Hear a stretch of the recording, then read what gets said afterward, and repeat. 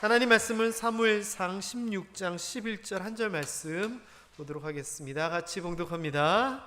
또 사무엘이 이새에게 이르되 내 아들들이 다 여기 있느냐? 이새가 이르되 아직 막내가 남았는데 그는 양을 지키나이다.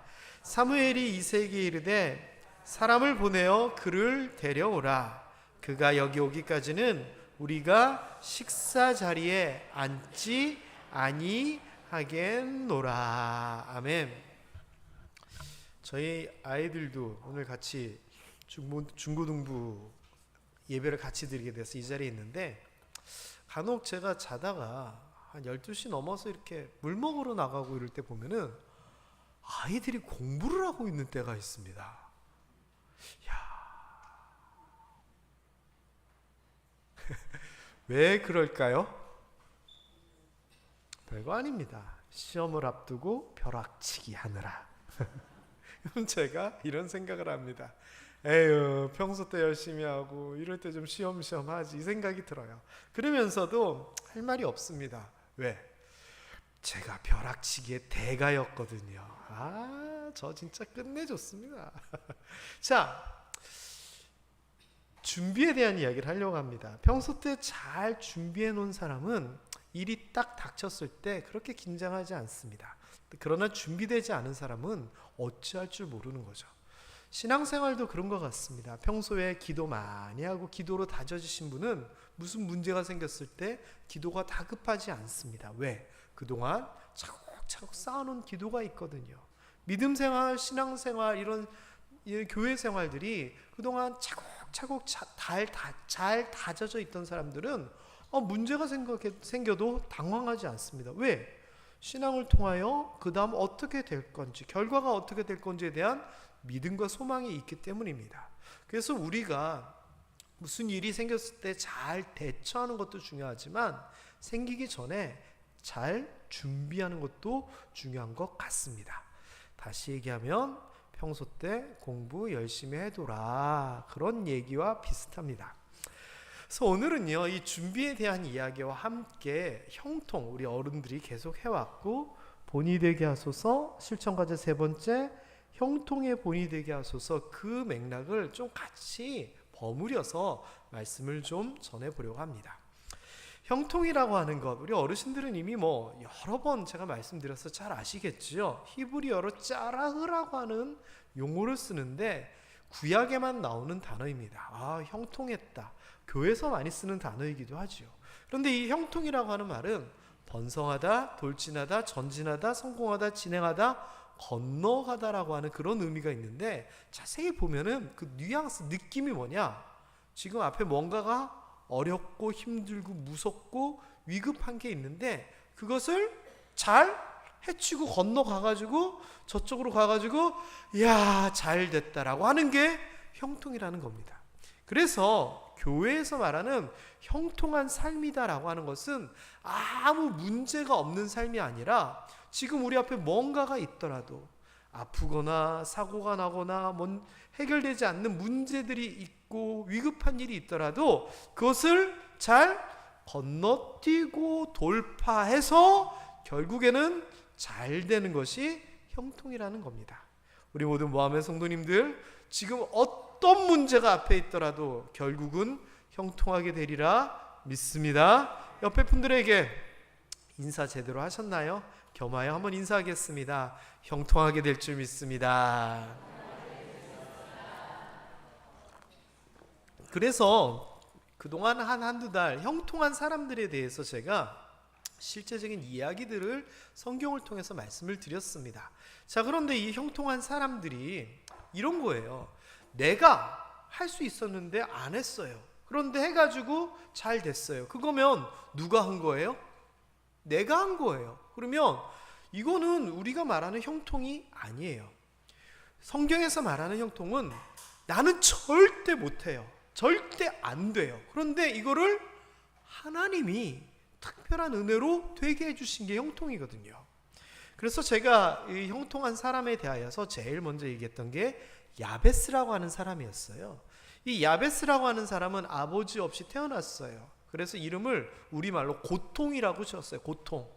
그래서 이 야베스가 이 고통스러운 환경, 삶, 가난한 집안, 이것을 극복하기 위하여 하나님 앞에 기도를 했지요. 하나님, 내 땅이 넓어지게 좀 해주시고, 아우 나 걱정 근심 고통 없이 좀 평안하게 좀 살게 해주세요라고 기도를 했는데, 제가 그때 설교 때 말씀드렸듯이 이스라엘에서는 땅이 넓어지는 방법이 아주 제한적이었고, 야베스 같은 경우는 특별히 넓어질 방법이 없던 사람이었어요. 사면 안 되냐고?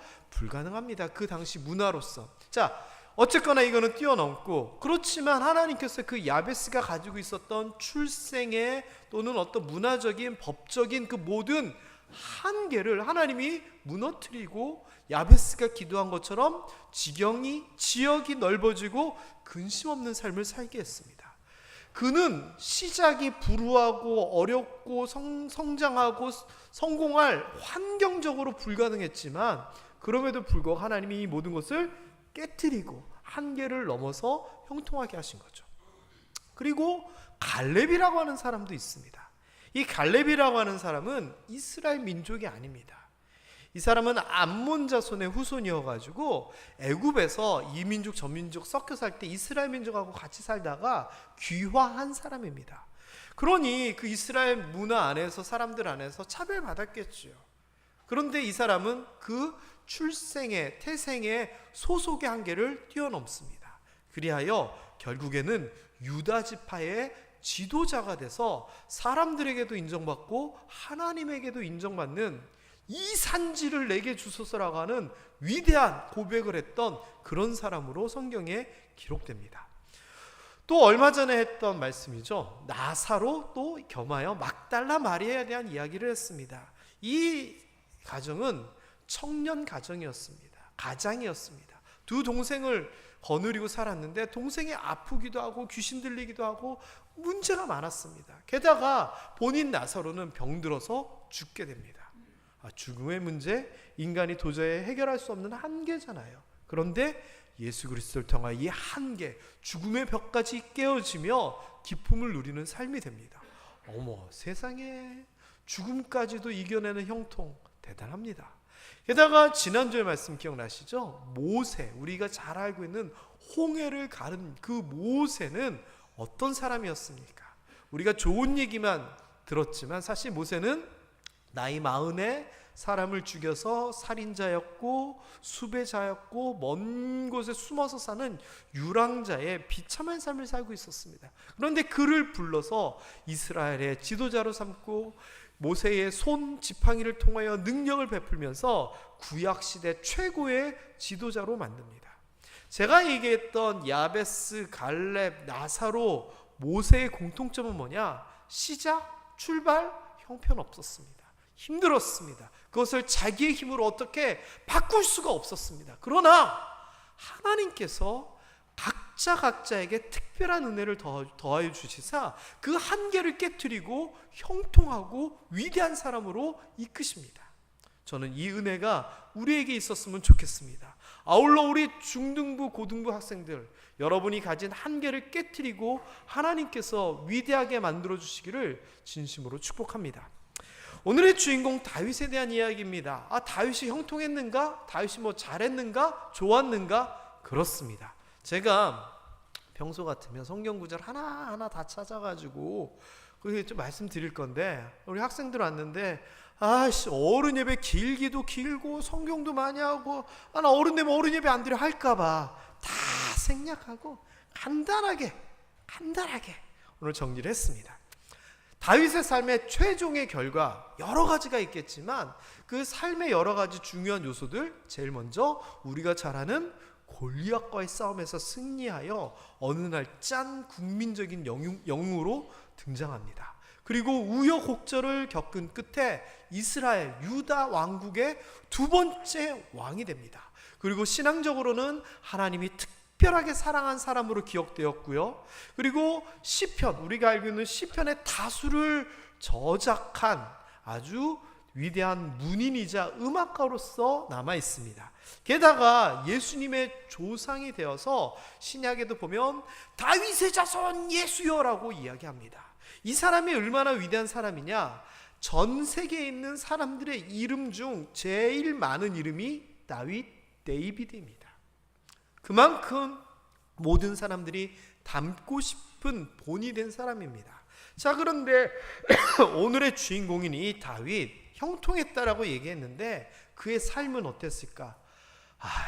그의 삶 참 힘들었습니다. 결과적으로 좋지만 얼마나 힘든 삶이었느냐. 일단 고난들을 살펴보면 첫 번째, 출신 자체가 흙수저였습니다. 흙수저. 왜? 저 시골에서 양치기였거든요. 양치기는 그 당시에 최고의 극한 직업 중에 하나입니다. 왜? 양을 어디서 쳐요? 풀밭에서 풀을 먹여야 되잖아요. 집 근처의 풀들은 이미 다 먹었어요. 그러니 양 먹이려면 저 멀리 데리고 나가서 때로는 며칠씩 거기서 먹이다가 들어오고 이래야 됐습니다. 냄새 얼마나 날까요? 야영생활 지금처럼 텐트나 있을까요? 아니요. 도둑놈들, 사자, 곰들 위험하기도 위험합니다. 그런데 그 일을 감당하는데 얼마나 힘들겠습니까? 그 집안의 막내로 태어납니다. 막내가 왜 문제냐? 거기는 무조건 장자 우선이었거든요. 그래서 가면 갈수록 존재감이 별로 없었습니다. 그러니 시골 양치기에 존재감 없는 막내로서 태어납니다. 우리로 치면 어떨까요? 저 시골 깡촌에 가난한 집안에 맨 막내로 태어난 거랑 비슷합니다. 출신 자체가 좋은 출발은 아니었죠.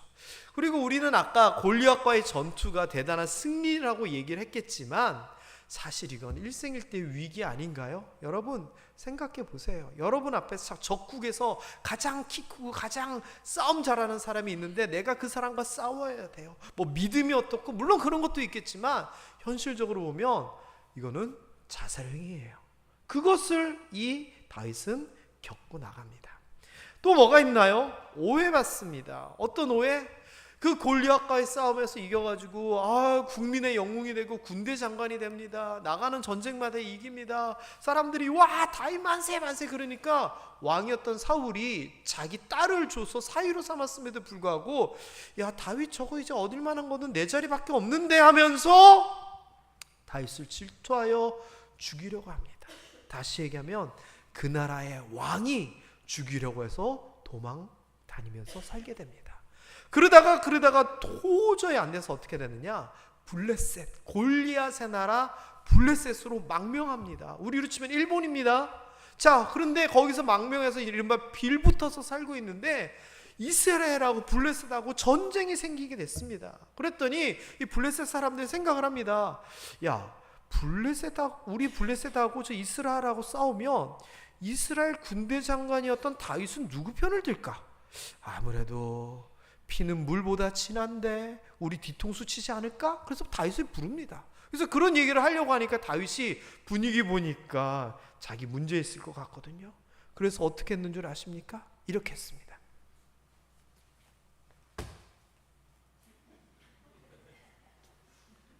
벽을 짚고 침을 질질 흘리고 오줌을 싸면서 헛소리를 합니다. 여러분 살려고 미친 척 한 겁니다. 얼마나 비참합니까? 얼마나 비참합니까? 그런 굴욕이 어디 있습니까? 게다가요, 이 사람이 그러면 완벽하고 고결한 사람이었냐? 아니요. 여자 한 명한테 반해가지고 남편을 사지로 몰아넣고 그래가지고 죄를 지었던 그런 사람이기도 했습니다. 게다가 그의 인생에서 가장 가슴 아팠던 일이 있는데 자기 아들 왕자 압살롬이 있었거든요. 근데 이 압살롬이요 너무 훌륭하고 모든 사람에게 사랑받았습니다. 다윗도 당연히 왕위를 물려줄 건데 이 압살롬이 몇 년을 기다리지 못하고 반란을 일으킵니다. 그러다가 죽습니다. 전쟁 가운데. 이 압살롬에게 얼마나 마음의 상처가 됐으면 내가 죽고 네가 살아야 되는데 이놈의 자식아. 다윗이 절규를 합니다. 그렇게 따지면 이 사람의 형통이라고 하는 그 결과 이전에는 굉장히 많은 어려움과 아픔과 상처가 있었던 사람입니다. 자, 그런데 이 사람이 형통하게 된 거예요. 여기 계신 분들의 중에 이 정도로 그 삶이 척박했던 분 계신가요? 그런데 이것을 하나님이 부르시사 하나님이 사용하시어 아까 얘기했던 위대한 사람으로 바꾸신 겁니다. 자, 그런데요, 오늘은 다윗이 왜 하나님이 이렇게 이른바 픽업을 하시고 하나님이 도와주시고 그래가지고 다윗을 왜 이렇게 형통하게 하셨을까, 거기에 대한 이야기를 하려고 합니다. 다윗을요, 하나님께서 왕으로 뽑아서 사용하신 데는 이유가 있었습니다. 그 이유가 뭐냐, 한번 따라해 보세요. 한번 읽어볼까요? 시작. 다윗은 준비된 사람이었습니다. 언제? 하나님이 부르시기 전에 이미 준비되어 있었습니다. 아마 우리 고등학생 나이일 겁니다. 그런데 이때 이미 다윗은 준비가 되어 있었어요. 자, 다윗의 등장은 이 사무엘상 16장에 나옵니다. 자, 이 이야기도 제가 길게 하려다가 우리 학생들이 또 어른 예배 재미없네 이럴까봐 줄였습니다. 앞 이야기가 어떻게 되느냐, 하나님이 세운 사울왕이 교만해서 범죄를 저지릅니다. 그래서 하나님이 새로운 왕을 찾다가 어떻게 했느냐, 사무엘이라고 하는 선지자에게 야, 저 베들레헴 땅 이새한테 가면 내가 찜해놓은 사람이 있으니까 데리고 와, 기름 부어서, 이렇게 얘기를 하게 됩니다. 그래가지고 이 이새가 찾아가지고 베들레헴에 이새네 집에 가서 아들들 좀 데리고 와보라 그랬더니 이새가 촉이 오는 겁니다. 왜? 이 사무엘이 사울왕도 이른바 픽업을 해가지고 기름 부어서 왕으로 삼았거든요. 그러니까 자기에게도 좋은 일이 있을까봐 아들들을 막 부랴부랴 데리고 오는데 7명의 멋있는 아들이 있었습니다. 그런데 하나님이 아니라는 겁니다. 근데 이 아들들이 얼마나 멋있었느냐, 사무엘이 그 아들을 보면서 얘기하기를, 이 엘리압 장남입니다. 엘리압 첫 번째 아들이 탁 앞에 오는 것을 보고, 이야, 하나님께서 기름 부을 자 여기 있다 하더니 여기 있네, 하나님께서 가라 할 만하네 할 정도로 너무나 멋있었습니다. 그런데 하나님이 감동을 주셔서 아니라는 겁니다. 둘째, 너무 멋있습니다. 아니라는 겁니다. 7째까지 다 아니라는 거예요. 그러면서 하나님께서 그가 아니다라고 얘기하니 사무엘이 다른 아들 없느냐라고 물어본 겁니다. 그랬더니 생각을 해보세요. 아들들을 데리고 오라라고 하면서 아들에게 좋은 일이 있을 것 같은데 아버지가 아들을 안 데리고 온 이유가 있어요. 왜?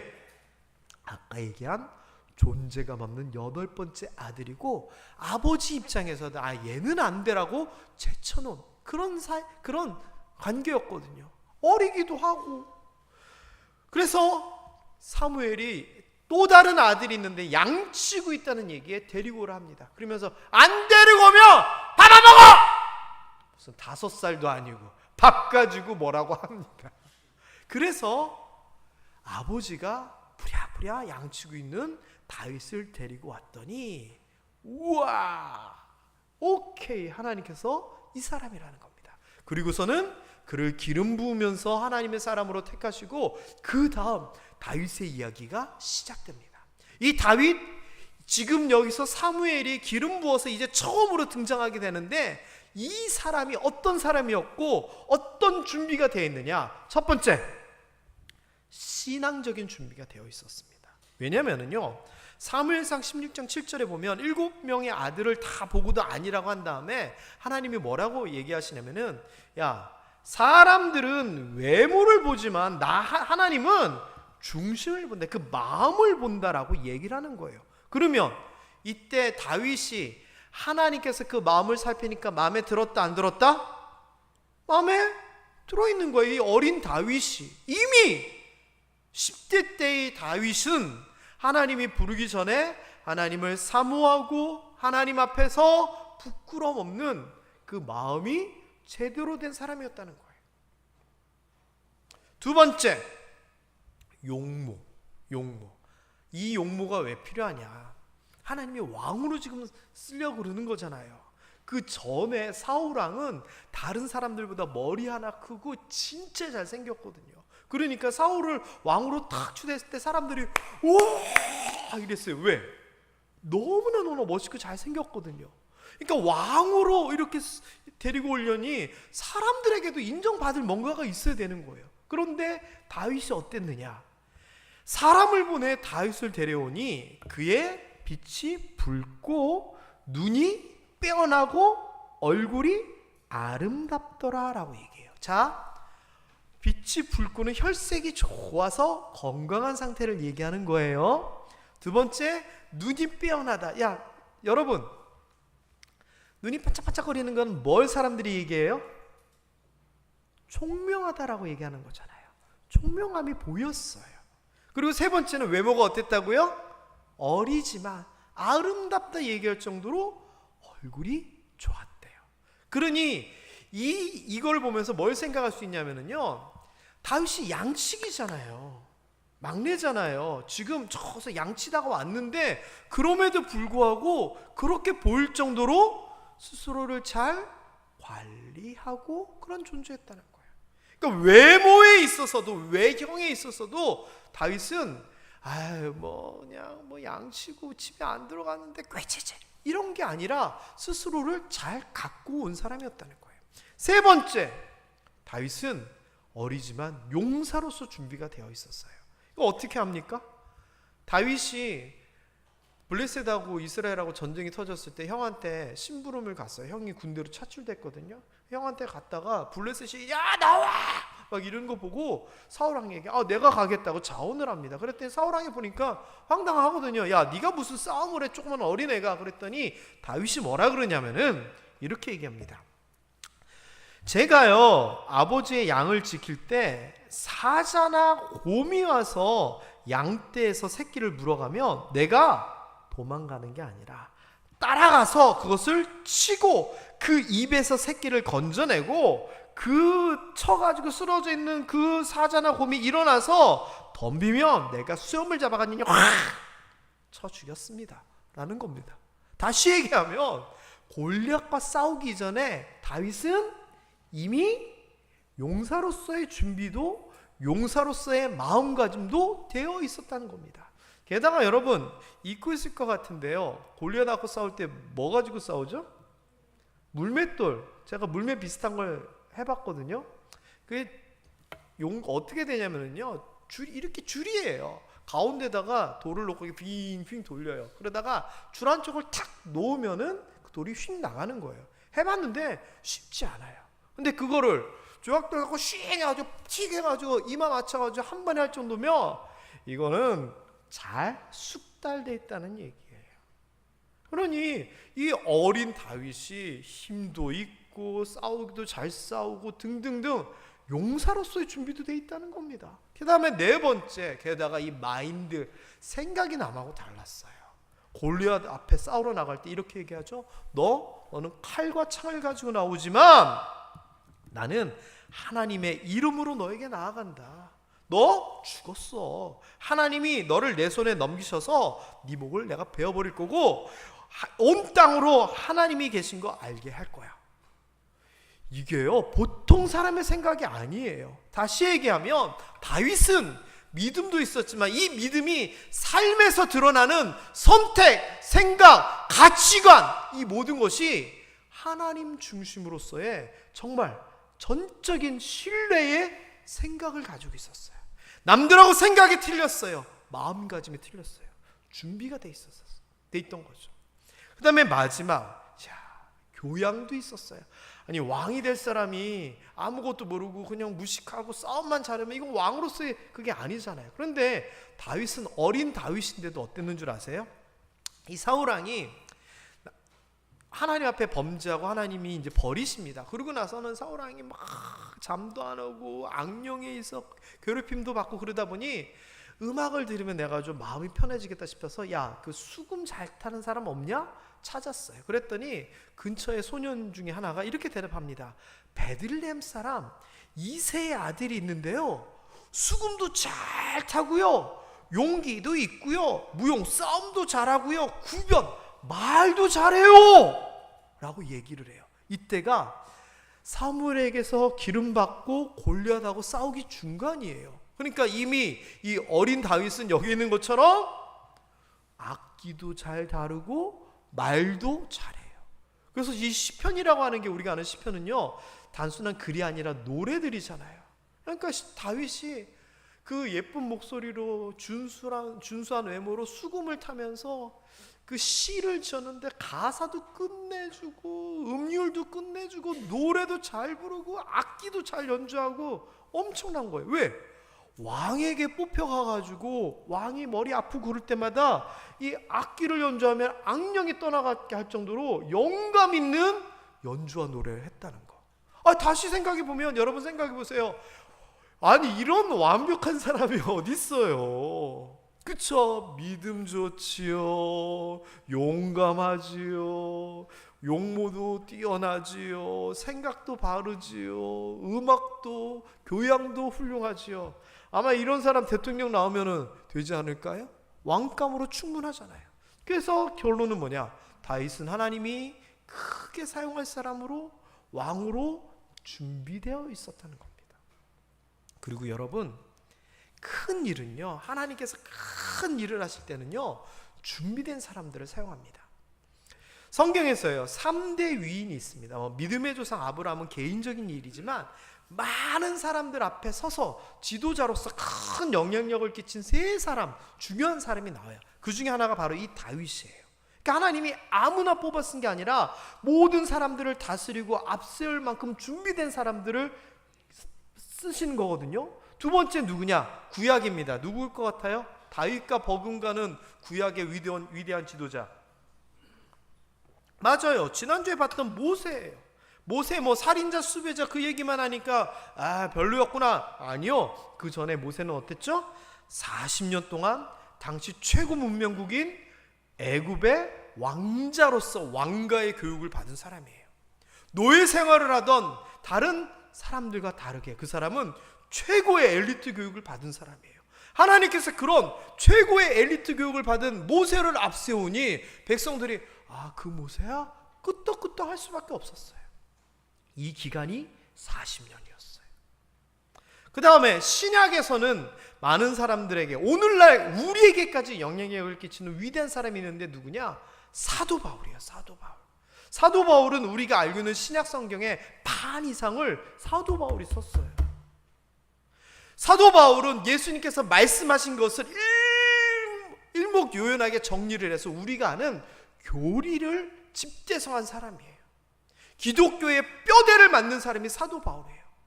그것을 통하여 성경이 되고, 그것을 통하여 신학이 되고, 그것을 통하여 교회와 교리와 교단이 돼서 오늘날까지도 이어지는 건데, 이 사도 바울은 어떤 사람이었느냐?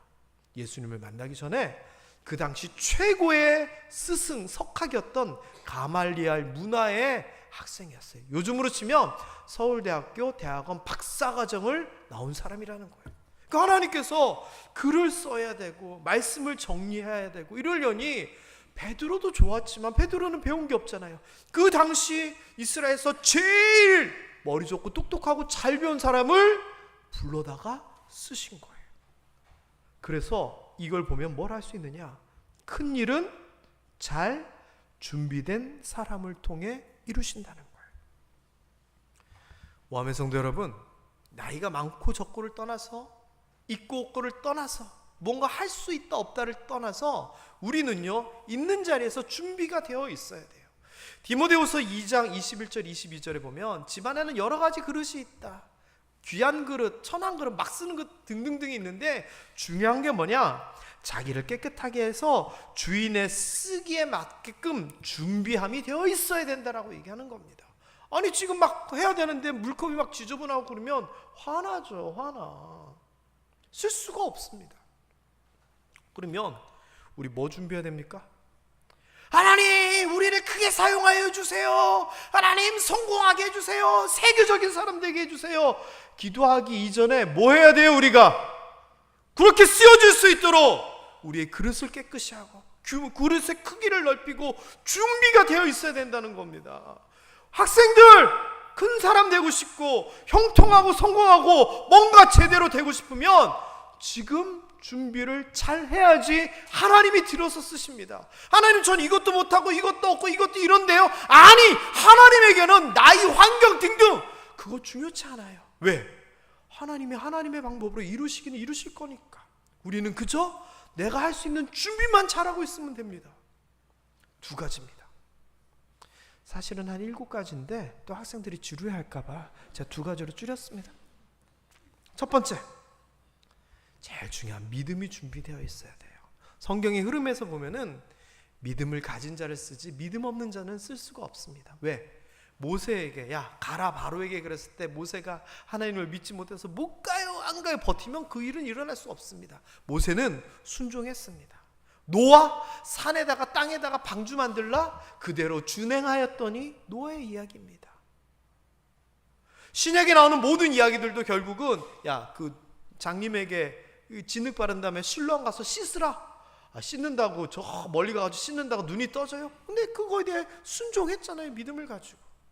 그러니 우리가 큰 일을 이루고 형통하고 우리의 한계를 뛰어넘기 위해서는 믿음의 준비를 하고 있어야 됩니다. 그리고 2번째는 여러 가지가 있겠지만 달란트입니다. 달란트가 뭡니까? 탤런트, 재능입니다. 누구에게는 목소리를 주시고 누구에게는 물질을 주시고 누구에게는 건강을 주시고 누구에게는 또 뭘 주시고 하나님께서 하나님의 방법으로 우리를 사용하시려고 너는 이거 뭔가 재능을 나눠주셨습니다. 근데 이거를 땅에다 묻어놓고 활용하지 아니하고 개발하지 아니하면 나중에 혼납니다. 그게 달란트 비유잖아요. 하나님께서 우리에게 주신 것을 잘 활용하고 노력하고 하여 우리의 달란트를 만개시키면 활짝 피우면은 잘하였다 충성된 종아 네가 나의 기쁨의 즐거움에 함께하자 하나님이 칭찬하시게 됩니다. 하나님께서 하나님의 일을 위하여 우리를 이곳에 부르시고 우리에게 물질을 주시고 우리에게 건강을 주시고 우리에게 마음을 주셨습니다. 그게 바로 달란트, 재능이라는 겁니다. 다 공부를 잘할 수는 없지만 공부 외에도 살다 보면 하나님께서 한 사람 한 사람에게 주시는 귀한 그 무언가가 있습니다. 우리 학생들이 그것을 잘 찾았으면 좋겠고 그럼 공부 안 해도 되겠네? 아니에요. 공부는 모든 것을 활짝 열 수 있는 계단과 같은 밑바탕이 되는 거예요. 이게 없으면 더 힘들어요. 그러나 공부를 어느 정도 해놓으면 그 다음부터는 마음껏 다른 걸 할 수 있거든. 진짜 공부야말로 학생들에게는 제대로 된 준비가 아닐까 싶습니다. 우리는요 열심히 기도하고 예배 생활하고 우리 삶을 충실히 살아가며 하나님께서 부르실 때 저요! 라고 할 수 있는 마음가짐을 가지며 대기하고 있어야 됩니다. 예전에 제가 어떤 분인지 기억이 안 나는데 어떤 군인에 대한 기사를 보는데 이런 기사가 있더라고요. 위급 상황이 생기고 경계 상황이 생기면은 그분은 군화를 벗지 않고 잠을 잔다는 거예요. 대단하다 싶더라고요. 왜? 군화끈 묶는 시간이 아까워서 무슨 일이 생기면 후다닥 뛰어가려고 군화끈을 풀지 않고 벗지 않고 준비하고 잔다는 거예요. 말씀의 결론입니다. 하나님께서 나를 잘 사용하시도록 잘 준비하는 우리 모두 되기를 주님의 이름으로 축원합니다. 우리 앞에 어렵고 힘든 무언가가 있을지라도 지금 우리가 잘 준비하고 있으면 결국 우리를 통하여 하나님께서 하나님의 힘을 드러내며 우리를 형통하게 하실 겁니다. 이게 다윗의 이야기였습니다. 기도하겠습니다.